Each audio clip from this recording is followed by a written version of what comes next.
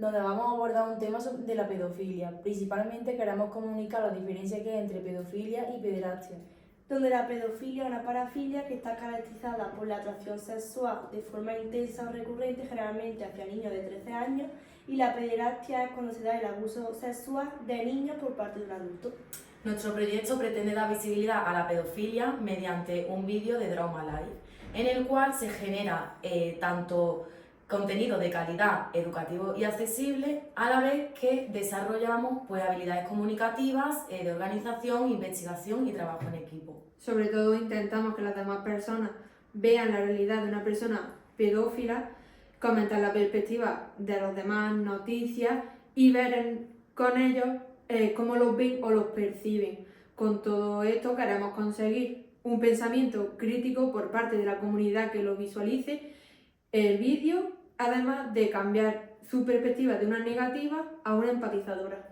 A continuación vamos a presentar a nuestra invitada, María Velasco, una integradora social. Bueno, María, lo primero de todo, muchísimas gracias por asistir y bueno, cuéntanos un poquito sobre ti. Bueno, pues yo soy María, de aquí de Granada, y llevo unos 7 añitos ya dedicado al tema de menores. Actualmente trabajo en un centro de internamiento, pero antes había trabajado también en el colectivo. Me gustó cuando estudié integración social, sobre todo por la situación crítica que viven algunos menores en la vulnerabilidad. Y romper con esa situación me gustó. Y bueno, María, ¿cuál es tu rol dentro del sistema de protección de menores? Bueno, yo actualmente trabajo en un centro de internamiento donde se cumplen medidas judiciales, no es de protección de menores, pero sí que es verdad que vienen muchos menores derivados del juzgado del sistema de protección de menores.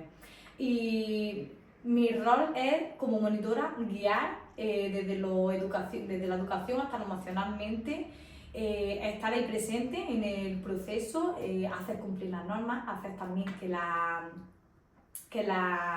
hagan suya, que la interioricen y que puedan convivir en un sistema donde ellos sean los protagonistas y no sean protagonistas por la vulnerabilidad. Y bueno, ¿desde hace cuánto trabajas en este ámbito y qué fue lo que te inspiró a especializarte en la protección de menores? Bueno, pues yo llevo trabajando en menores unos 7 años. Actualmente, como he dicho, estoy en un centro de internamiento, pero anteriormente había trabajado también en los servicios comunitarios, desde ayuntamientos, desde diputación. Y bueno, estudié integración social, en el que vi que menores en sí es un colectivo muy vulnerable, que tiene muchas carencias y que necesita romper con esas estadísticas que hay ahora mismo.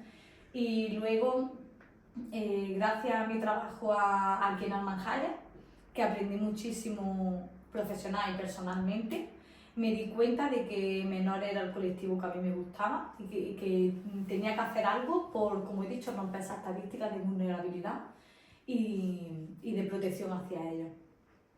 ¿Y qué tipo de casos relacionados con los abusos sexuales infantiles suelen encontrarte? Sobre abuso infantil en el centro, es verdad que no es de lo que más tenemos, pero sí que es verdad que abuso sexual que han sufrido ellos sí que encontramos. Encontramos rasgos que se van descubriendo en el paso de su estancia en el centro, que se van abriendo y no es una cosa que se detecta en el momento, es una cosa que necesita un tiempo y que ellos necesitan su tiempo para expresarlo. Y en cuanto a esto, entonces, ¿qué señales de alerta soléis ver en los niños y niñas que han sido víctimas de estos abusos? Pues bueno, en protección de menores, como digo, cuando estábamos en servicios comunitarios se detectaban básicamente, pues mira, agresividad, un comportamiento negativo en todo, estaban súper sexualizados, niños que sufren abusos sexuales luego tienen una condición de ver la sexualidad a un extremo muy grande para su edad y eso, normalmente eso, cuando es intrafamiliar cuesta un poquito más porque al menor le cuesta mucho más abrirse. Pero también existe la violencia a través de internet, que eso hace mucho daño, se está normalizando muchísimo y no le estamos viendo el rasgo en menores, porque lo tienen totalmente normalizado. Y en tu centro, por ejemplo, ¿hay protocolos? Y si lo hay, ¿qué protocolos deben de seguir los profesionales ante un caso de pedofilia? Bueno, en mi centro y creo que en todos, en cuanto se detecta un caso de pedofilia, de agresión sexual, ya sea intrafamiliar o fuera del ámbito familiar, lo primero es acudir a la dirección del centro, que la dirección del centro tome la medida de llamar a la protección pertinente, ya sea de menores, de juzgado, el ámbito que ellos crean conveniente, y denunciar el caso. Además de denunciar el caso, un acompañamiento psicológico y emocionalmente al menor, eso está decantado. Vale, y ahora centrándonos más en lo que es la persona pedófila, más que en la víctima, ¿crees que hoy en día tanto los educadores sociales ya formados como los que se están formando están preparados y saben actuar para abordar este tema? Pues mira, te digo que personalmente, como madre de 2 niños, siendo integradora social y estudiante de educación social, no estoy preparada para, si mi niño sufriera un caso, a lo mejor detectarlo tan a la primera, la verdad. Creo que vivimos en una sociedad que avanza muy rápido, que lo tenemos totalmente normalizado, como he dicho antes, y que no tenemos las herramientas como para decir esto es un caso claro. Pero sí que es verdad que creo que la nueva generación de educadores sociales que se está formando está muy implicada en estos casos. Como he dicho antes, lo de Internet es un caso que se nos va de las manos, y creo que la nueva generación, al ser joven, se va a especializar mucho más en eso y en la detección precoz de estos casos. ¿Y cómo es el acompañamiento del menor que ha sido víctima de pedofilia durante el proceso de denuncia, la recuperación y demás? Yo como monitora en el centro no hago ese seguimiento, lo hace equipo técnico, pero sí te puedo hablar de servicios comunitarios, que sí teníamos en el equipo, formaba parte del equipo técnico, entonces teníamos unos protocolos. Lo primero de todo es acompañar al menor. El menor es el que marca los tiempos, el menor es el que tiene como he dicho, en su tiempo la capacidad de transmitirlo. No se le puede forzar, no se le puede invitar o exigir que verbalice cosas que todavía no está preparado. Entonces, como digo, respetar sus tiempos y acompañamiento. Que él sea el que dé el paso previo para poder asistirlo, porque si no, se podría dar el caso contrario de que no se abriera y haría un efecto contrario. Vale, y hablando de la protección de menores, que sería uno de los derechos fundamentales en este colectivo, ¿crees que se encuentran obstáculos hoy en día en el sistema judicial para esa protección eficaz? Obstáculos hay muchísimos, ya no solo en ese ámbito, pero en el de la pedofilia, el abuso sexual, la agresión sexual intrafamiliar es súper difícil de detectar, como he dicho. El niño se siente cohibido, el menor no sabe expresar bien sus sentimientos, lo normaliza porque piensa que es alguien de su familia que le va a hacer daño. Entonces, la intrafamiliar es muy difícil de detectar. Cuando se detecta hay un largo periodo de protocolos, asesoramientos, psicólogos, psiquiatras que intervienen en el proceso y hace que se ralentice mucho, y que cuando ya queramos tener un diagnóstico, el menor ya ha sufrido bastante y puede ser que la ¿Y intervención... qué mejoras son urgentes para las personas pedófilas? O en caso. Pues mira, yo creo que desde una perspectiva preventiva, con una atención psicológica, que esta persona sea capaz de identificar esas atracciones que tiene y también sea capaz y valiente de comunicarlo, como va a poder tratarse. De una manera preventiva, eso se puede llegar a corregir y puede llegar a ser natural. Y entonces, ¿qué medidas crees que habrían que incluir como educadora social para prevenir este trastorno? Pues mira, medidas, la primera, la educativa. En los centros escolares, en la actual procedimiento de educación no se incluye nada de esto en los coles, ni de sexualidad, ni de abusos. Estamos ahora empezando a ver esto como una temática que se abre en el cole, pero los primeros que tienen que saber identificarlo son los menores, de saber decir que no, de saber contarlo, de saber tener un espacio en el que tenga que decir esto no es normal. Entonces, utilizando ese recurso educativo en el cole desde una edad temprana, podemos avanzar mucho como sociedad a la hora de identificarlo, tanto los que lo sufren como los que lo provocan. Y respecto a los que lo provocan, como he dicho antes, una atención temprana, una ayuda psicológica, que él sea capaz de reconocer qué es lo que le atrae y qué es lo que le hace tener esa situación. Y para finalizar ya esta entrevista, queríamos preguntar también sobre tu opinión sobre, personalmente como educador social, aunque no lo eras todavía, pero como futura educadora social. Pues como futura educadora social e integradora social que soy y que he trabajado con menores, creo que nos queda un largo camino que hacer, porque es un tema súper delicado, que la estadística no refleja para nada lo que sufren estos menores, que todavía es un tema tabú en muchas familias y que debemos de romper eso, que el menor sea capaz de identificarlo, manifestarlo, que la familia sea capaz de apoyar al menor y que en su trayectoria de recuperación, y que eso va a hacer que avancemos muchísimo más. Y como educadora social, futura educadora social, creo que nos queda un largo camino, pero que creo que estamos cada vez más preparados. Pues muchísimas gracias, María, por darnos y contarnos tu experiencia. Y A vosotros. Te deseamos lo mejor.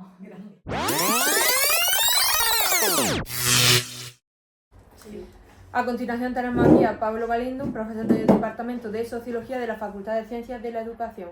Buenas, Pablo, es un placer tenerte en Conectados al Cambio. Muy bien, pues encantado y gracias por recurrir a mí. ¿Podrías, por favor, contarnos un poco de ti, estudios, en qué estás especializado, un poco de tu trayectoria o proyectos? Pues soy profesor de Sociología y en la Facultad de Educación desde siempre, aunque pertenezco a otra facultad, y he trabajado muchas cosas según mi momento y mi etapa vital, y ahora pues muy centrado en temas de violencia sexual contra mujeres y niñas. ¿Y se ha encontrado en su práctica casos de abuso o en otro lugar?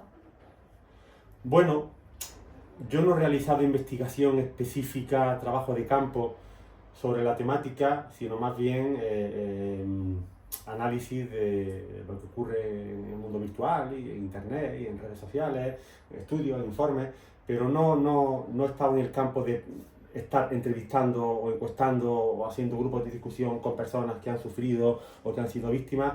Sí he trabajado más bien con el punto de vista de los padres, de las familias, de las madres y de fuerzas y cuerpos de seguridad del Estado con su visión, con su percepción.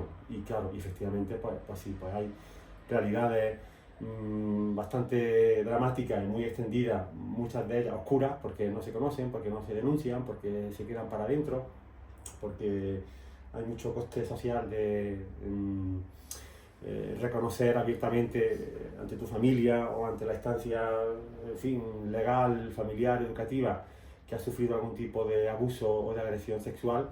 Y entonces, bueno, desgraciadamente es una realidad que hay que visibilizar, y sobre todo las cifras de infradenuncia, que son muy altas, pues obstaculizan que la gente se conciencie y que no normalice, entre comillas, que es algo por lo que muchas veces tienes que pasar.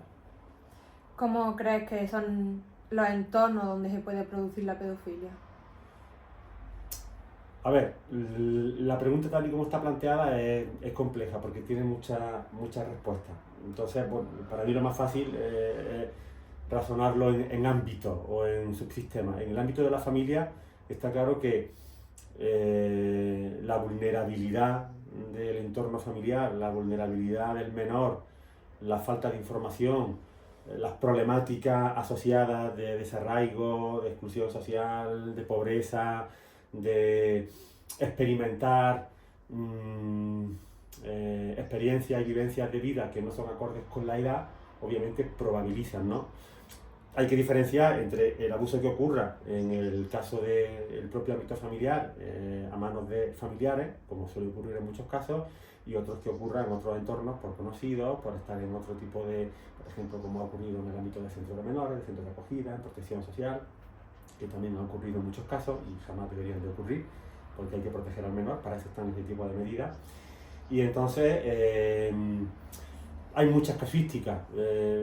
Una de ellas, para mí, o una detonante, primero, no se puede generalizar que esta parafilia es una especie de universal humano que ha existido siempre en todas las culturas y que, bueno, pues en unas culturas existe de una manera, en otras existe de otra, que en algunas incluso se ha normalizado y se ha institucionalizado, hablo de hace cientos de años, pero lo que es indiscutible, y esto no es ni investigación ni refutación de hipótesis, es sencillamente reflexión personal, que el ambiente en el que vivimos desde hace tiempo, en el ámbito de la publicidad, de los medios de comunicación, de la música, de las series, de la televisión, de los artistas, de los influencers, de las redes sociales, de los contenidos, de videojuegos, todo está extremadamente sexualizado. Y además se adelanta, se anticipa, se secuestra y se roba la infancia de las personas que tienen que vivir esa infancia y asumen actitudes, vivencias, experiencias virtuales, de conversaciones, los dichosos chats, los videojuegos, donde entran en contacto con un montón de estímulos, de experiencias, de personas anónimas en muchos de los casos, pues que posibilitan ser víctimas de, porque claro, porque el abuso sexual, pues bueno, pues tiene muchas connotaciones, desde lo objetivamente físico hasta lo virtual, ¿no? El hecho de que tú le enseñes contenido pornográfico a un menor, pues eso es un delito, y eso está normalizado, y lo hace el primo, y lo hace el tío, y lo hace, y aquí sí hablo en términos de varón, no en términos de genérico, ¿no? Entonces, incluso cosas mucho más discutibles, hay publicidades que son objetivamente misóginas y sexistas y machistas, y yo creo que susceptibles de ser encasilladas como delito de odio. Hace poco hubo una campaña que yo denuncié y me contestaron del Observatorio de la Imagen de la Mujer en la Publicidad y también del Observatorio de Andalucía, un anuncio de la marca U-Power, unas zapatillas de trabajo, zapatos de trabajo, ¿no? Porque aparece un niño de 6, 7, 8, 9 años, totalmente así, viendo a una artista muy sexualizada, ¿no?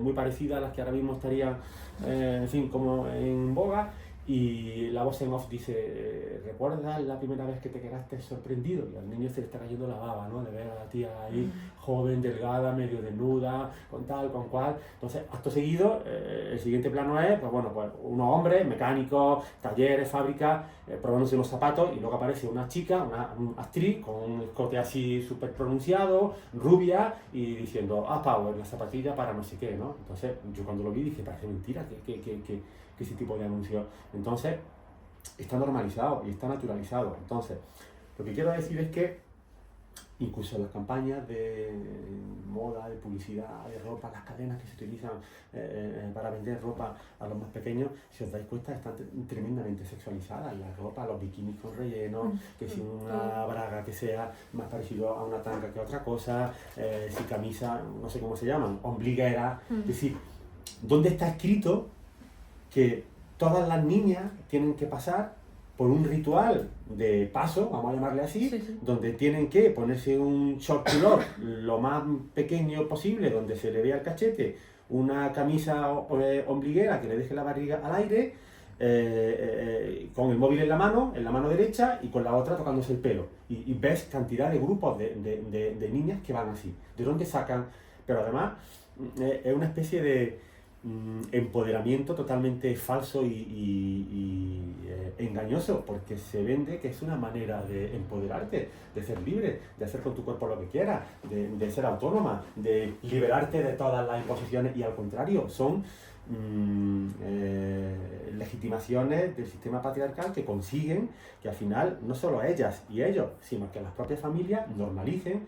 Yo me sorprendo, y esto no tiene que ver con ser de derecha o ser de izquierda, me sorprendo cuando veo a un padre o a una madre que va con su hija o con su hijo, normalmente hija, que es la que le toca sexualizarse, al hijo no le toca sexualizarse, ¿verdad? No. Llega el día de la cruz y la niña con 11 o 12 años va de flamenca, va de gitano, como la gente quiera llamarlo. El niño con 11 o 12 años se va a disfrazar de quita, su sudadera y para adelante, ¿no? Entonces, ¿por qué les toca a ella? Y digo, la madre o el padre no está viendo que esa ropa que le ha comprado, entiendo que la madre o el padre sexualiza extremadamente a su hija. Vale, entonces, con esto no estoy creando un contexto de justificación y entonces es normal que haya gente que se sienta atraída. No, porque estamos hablando de que son cuestiones que han ocurrido en el ámbito cultural, en fin, pues desde hace muchísimos cientos de años, ¿no? Pero está claro que ese entorno, ese contexto, no invita a que la gente pueda normalizar y naturalizar cosas que no son. Yo recuerdo de joven, pero con 20 y tantos años, estar en casa comiendo con mi hermano y un amigo suyo, que mi hermano y su amigo eran, en fin, pues del otro extremo en el que estoy yo. Hace mucho tiempo, y dijo algo así como, estaba viendo algo en la televisión, estábamos en la cocina y dice, coño, si es que van como putas, luego pasa lo que pasa. Fue algo así, no es literal, es decir, que hay personas que por su perfil, por su moralidad, por sus actitudes, por su educación, por su visión, por sus experiencias, por sus vivencias, por la mirada que tienen sobre qué es una mujer, una niña, una chica, un adolescente, ese tipo de entornos publicitarios, música, no sé qué, intensifican y naturalizan o legitiman ese tipo de mirada, ¿no? Entonces, yo creo que en ese aspecto, uno de los aspectos fundamentales es todo el contexto tecnológico en el que estamos ahora, porque son cuestiones que, como bien habéis dicho antes, entran dentro del concepto de parafilia y seguramente algunas veces se escapen sucesos que se califican como pedofilia, pero a lo mejor tienen otra lectura, y está claro que ese tipo de personas, hablo ya en el ámbito de pedófilos, tienen que recibir intervención especializada que les haga controlar los impulsos que desgraciadamente no pueden controlar, porque en muchos de los casos no quieren y no se sienten bien y sufren. Y yo ahí sí tengo una vivencia personal que no me importa que la deje, porque además es real. Hace 2 años exactamente, porque es de un cumpleaños de una amiga de mi hija, pues presenció, no ella directamente, pero sí las amigas, pues, bueno, a un exhibicionista. Había un hombre de unos 50 años que estaba en el parque, sentado, yo dejé a mi hija, entonces tenía 9, me fui a andar, volví, no sé qué, seguía al hombre, te fijabas en él porque no te cuadraba, pero bueno, muchas veces te fijas en otras cosas, aquí nadie sabe de la vida, ¿no? Y a la hora de volver, pues veo a 4 o 5 madres increpando a ese hombre fuera del parque, y el hombre como para atrás, no, yo no, y una de las madres pues lo grabó, bueno, y eso pues generó que hubiese denuncia, que fuese detenido, bueno, pues el hombre empezó a masturbarse delante de los niños. Él dice que estaba orinando. Es una persona que tiene 3 hijas, está casada, una vida normalizada, heterosexual, de 50 años, nivel educativo alto, trabaja en una entidad de cierto nivel. Y yo recuerdo haberle visto muchas veces en un centro deportivo cerca de mi casa y al principio indignarme porque decir, pero ¿cómo puede estar este hombre aquí? No sé qué, no sé cuánto, así, tal cual, bla, bla. Y luego hacer una lectura de este hombre viene al gimnasio, que yo lo he visto, yo he estado con él en alguna clase, al lado mía, yo sabiendo quién es él, pero él no sabiendo quién soy yo, y el tío partiéndose, pero partiéndose vamos, y luego a otra clase, y luego a spinning, y luego a no sé qué.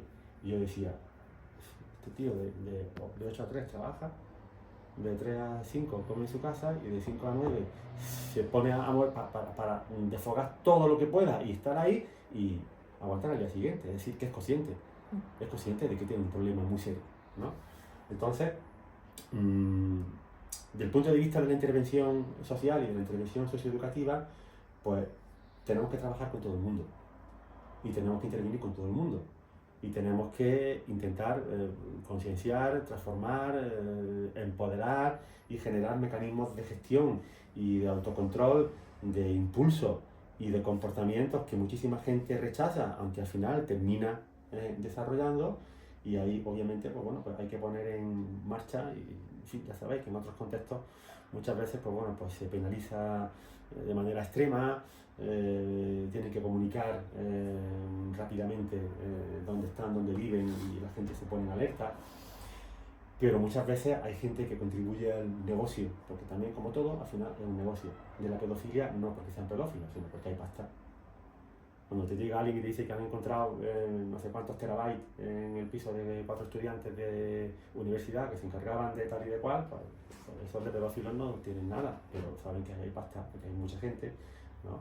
Y incluso las propias redes sociales permiten y animan a que los pedófilos encuentren contenido y contacten. Es decir, lo mejor que le ha podido pasar a una persona que tiene esa parafilia, lo mejor que le ha podido pasar es el entorno digital en el que vivimos ahora, porque es que es un paraíso. ¿Y cómo puede un educador cuando la sociedad colabora para una detención temprana de esta parafilia? ¿Para una? Detención temprana de esta parafilia. Bueno, supongo que es complicado porque para que eso ocurra tienes que haber llegado a una edad, eso para empezar. Por lo tanto, no creo yo que haya, o al menos no los conozco, ya os dije que yo no soy experto en este tema, indicadores que avisen si hay indicadores de violencia machista, de violencia de género, de homofobia, de islamofobia, de aporofobia, de mixofobia, de rechazo a, pero que haya indicadores que te digan esta persona, que serían comentarios, serían miradas, encontrarle material de algún tipo. Yo me inclinaría más por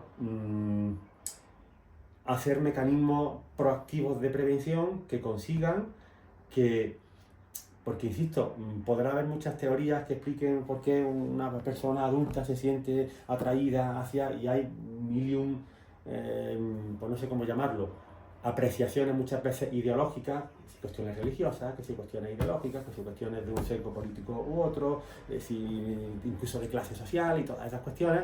Yo creo que al final pues, las parafilias son un cóctel de distorsión, de malinterpretación, de mecanismos de refuerzo y de recompensa muy incipientes que marcan una serie de impulsos y de activaciones de excitación sexual que al final tienen un componente final biológico, químico y hormonal, pero que el detonante primigenio no fue ese. Fueron experiencias, fueron vivencias, fueron los mal denominados traumas, ¿no? Al final, es que no pasa nada por tener traumas. Todos tenemos traumas, todo el mundo tiene que tener, que tener traumas. Es que es imposible evitarlo. De hecho, no hay que buscarlo, pero bueno, hay que recibirlo, en fin, de una manera receptiva, ¿no? Entonces, yo creo que en ese aspecto, pues bueno, en un entorno donde no estuviese todo tan contaminado y tan intoxicado, pues entiendo que, porque además, yo imagino, y esto es todo imaginación personal, una persona adulta que sabe que lo que siente y lo que le excita y lo que está haciendo no está bien, no es moral, se siente tremendamente mal.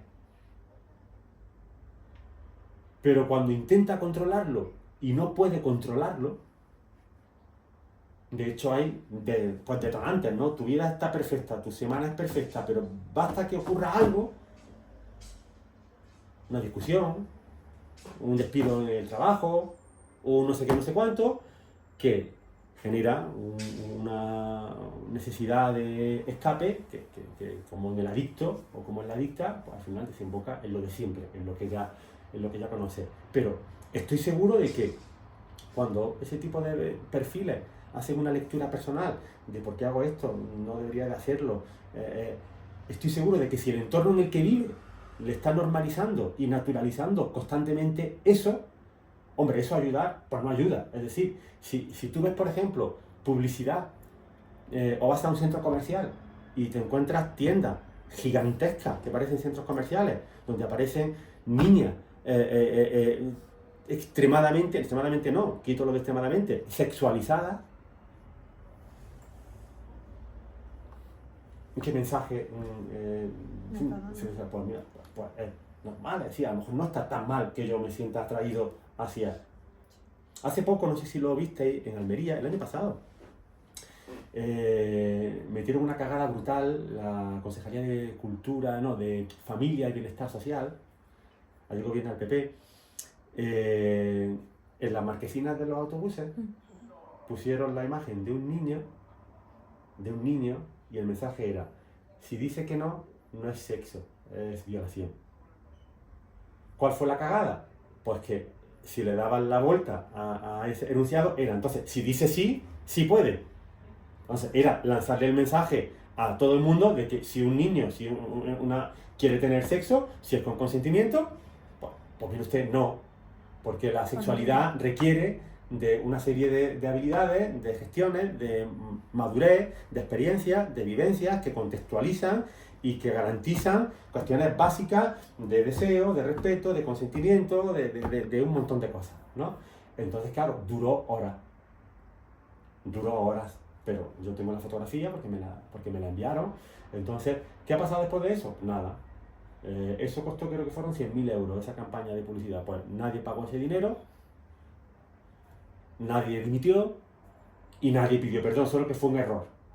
Bueno, pues no sé cómo se puede cometer, pero el debate era ese. Entonces le estamos diciendo a la gente, entonces como que se activaron las señales de estamos normalizando el tema de la atracción sexual o de la excitación hacia niños, ¿no? Entonces yo creo que más que el diagnóstico está en generar entornos, en generar contextos, pues hombre, pues que a aquellas personas que por cuestiones muy variadas que yo desconozco de la vida le han hecho tener ese tipo de impulsos y de deseos sexuales o de maneras de no sé cómo llamarlo, de gestionar algún tipo de estado anímico, pues que al menos no haya un entorno que te recuerda o que te invita o que normaliza o que naturaliza ese tipo de cosas, ¿no? Y sigue ocurriendo en programas de televisión que llevan niños y niñas a cantar, en concursos, en escuelas de modelos de ellos y de ellas, y parece que es muy gracioso ver. Yo cuando veo que, insisto, y cuando alguien dice esto parece que es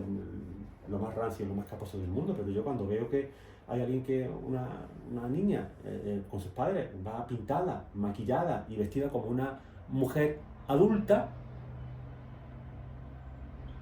me sorprendo y me indigno porque, primero, la está cosificando, la está sexualizando, no ella, sino los padres y el entorno, porque permiten, porque animan.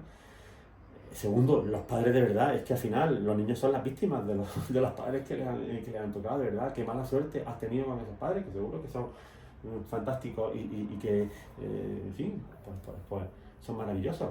Pero el mensaje que se está lanzando a ella y a él, porque no solo eso, porque también le estás diciendo a ella que su papel, que su rol, que su estatus es el de objeto, es el de cosa, es el de estar bella, el de estar joven, el de estar delgada, el de gustar, el de ser sexualmente atractiva, y que además con eso se pueden conseguir cosas. ¿Qué mensaje te gustaría transmitir a la sociedad sobre las personas con pedofilia? En plan, ¿deberían de verlas como personas peligrosas? Tenemos poco tiempo, pero bueno, al final es verdad que según el prisma desde el que lo veas, te sale una respuesta u otra, ¿no? La respuesta correcta y la acertada son personas que necesitan de una intervención estable en el tiempo y una supervisión, porque es el tipo de delito o de conducta con menos porcentaje de reinserción o rehabilitación posible, porque la gente que sabe del tema es algo tan grabado y tan automatizado y tan neuromodulador que muy poca gente es capaz de seguir sintiendo ese tipo de atracciones, pero sí de gestionarlo y de controlarlo, ¿no? En segundo lugar, está claro que estas personas tienen el derecho y la opción de vivir en sociedad y de ser conscientes. El paralelismo que voy a hacer seguro que es de todo incorrecto, pero bueno, es el que se me ocurre. Como la persona alcohólica o la persona adicta que sabe que va a ser adicta toda la vida y cuentas cada día que lleva limpio o limpia en este sentido, pues quizá ese sea el normalizar y el buscar cierta calidad de vida. También, por supuesto, utilizar a determinadas personas que hayan manifestado un mayor nivel de motivación de cambio, ser referencia o ejemplo, es decir, personas que han sido condenadas por algún delito de pedofilia que puedan también trabajar y concienciar a otras personas que se encuentran en esa misma situación y que ven que hay una salida, entre comillas, y que se puede seguir viviendo con esa losa de tener que gestionar diariamente, en fin, pues cosas con más cuidado, ¿no? Claro, tú ahora planteas esto, por ejemplo, imagínate una escuela de padres y de madres de un colegio, o de que, por ejemplo, no sé, pues ¿por qué no van a trabajar en campamentos, ¿no? Si ya han cumplido su pena, ¿por qué no van a poder ser maestros si estudian magisterio? Es decir, ¿por qué no? ¿Por qué no van a poder dar clases de educación física? ¿No? ¿Por qué no van a poder entrenar? Y alguien diría, no, es que están metiendo claro, y ahí y luego seguramente podrían ocurrir cosas por estadística de volver en fin, a cometer el tipo de delito, hasta el punto de que es verdad que ha habido casos de gente que ha dicho, mira, es que no me soltéis porque es que voy a seguir, ¿no? Y eso es algo que no va a cambiar, ¿no? Entonces, creo que habría que articular mecanismos de inclusión que permitan que esa persona, una vez que haya cumplido la pena que tiene que cumplir, viva de manera normalizada y con lo que los profesionales que se dedican a eso en el ámbito, entiendo, no sé, de la psicología, de la educación social, de la pedagogía, del trabajo social, consideren como mecanismos de control, porque yo sí que, insisto, desde mi desconocimiento, que de esos pocos delitos donde hablar de reinserción y hablar de un cambio transformacional importante, al menos a día de hoy no se ha encontrado la manera de, ¿no? Porque, en fin, el ser humano es muy complejo, ¿no? Y muchas veces somos tan básicos que en lo más hondo de nuestro cerebro se encuentra la respuesta, pero muchas veces las cuestiones son bioquímicas, incluso muchas veces se ha hablado de pues la mal denominada castración química, y yo siempre he pensado que eso es un disparate en todos los sentidos, ¿no? Pero es verdad que en este caso concreto, bueno, pues creo que habría que hilar y ser muy fino, porque sobre todo al final son las instancias públicas las que son las responsables de garantizar eso, y claro, si ocurriese algún suceso desagradable y dramático, pues claro, pues alguien diría, veis que esto ha fallado, por lo tanto, bueno, pues quizás habría que hacer pilotaje. Desconozco si en otro entorno, seguro que sí, estoy seguro que en, no sé, pues, a bote pronto, seguro que por ejemplo en la parte francófona de Canadá o en algún país nórdico, pues bueno, sí hay experiencias sobre reinserción de este tipo de perfiles, ¿no? Y no sé con qué desenlace. Pues ya está. Muchas gracias. Bueno, pues nada, compañeros.